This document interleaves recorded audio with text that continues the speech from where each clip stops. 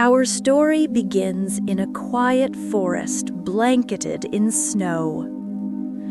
Tall, ancient trees stand proudly, their branches heavy with frost. The only sound is the whisper of the icy wind.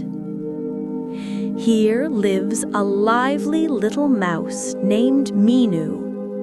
Since the first day of winter, she has tried to sleep warmly inside her tiny burrow. But every night her rest is broken by a terrifying noise. The sound that drifts through the trees is like rolling thunder. In the nearby cave, a huge brown bear is hibernating, snoring so loudly that even the stones underground seem to tremble. Minu's tiny ears twitch at every rumble. One night, frustrated, she whispered, "How long must I endure this? I'll never get any sleep." Days passed. The snow began to melt, and gentle rays of spring sunlight filtered through the trees. Yet the bear's snoring continued. Finally, one bright morning, Minu gathered her courage. She stood before the cave and called loudly, "Mr. Bear, summer is here, wake up!" But only the deep echo of snoring answered from within. Minu refused to give up.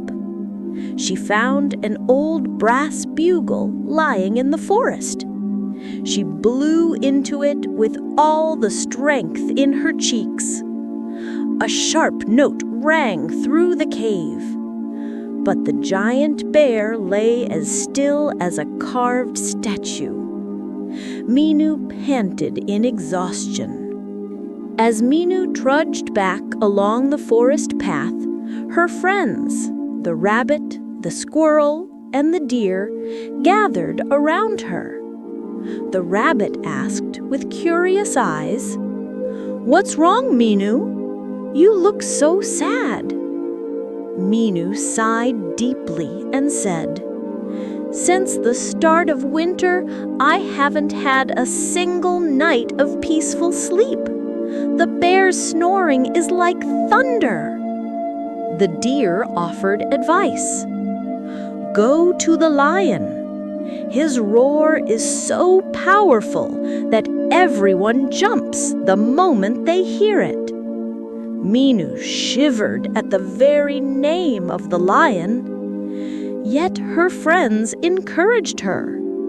As the sun leaned toward the western sky, she made her way to the lion's cave.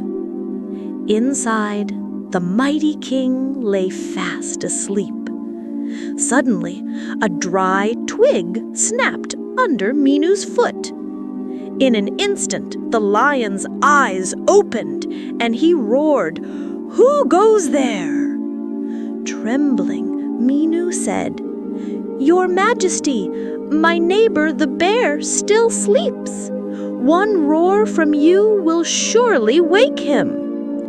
The lion stared with a stern gaze and replied, "You are so small.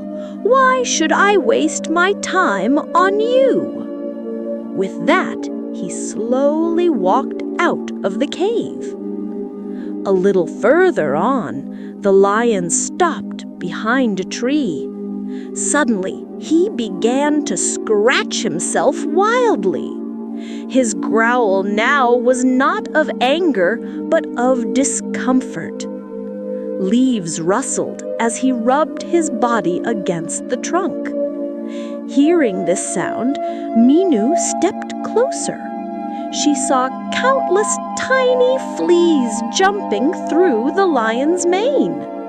Softly, she said, "Your Majesty, you have fleas. I can help you remove them." At first, the lion scoffed. "You with such a tiny body?" But without hesitation, Minu leapt into his mane and carefully began picking out the fleas one by one. Soon the lion's itching stopped. He sighed in relief and said, embarrassed, "The one I thought so tiny has saved me. Thank you, little friend." Grateful, the lion carried the mouse back to his home. Suddenly, the dreadful sound of snoring filled the air again. The lion drew a deep breath and roared so loudly that the whole forest echoed. The cave walls shook and the bear jumped out. "What happened? Is it summer already?" All the animals burst into laughter. The mouse smiled in relief. At last, the annoying snoring had come to an end.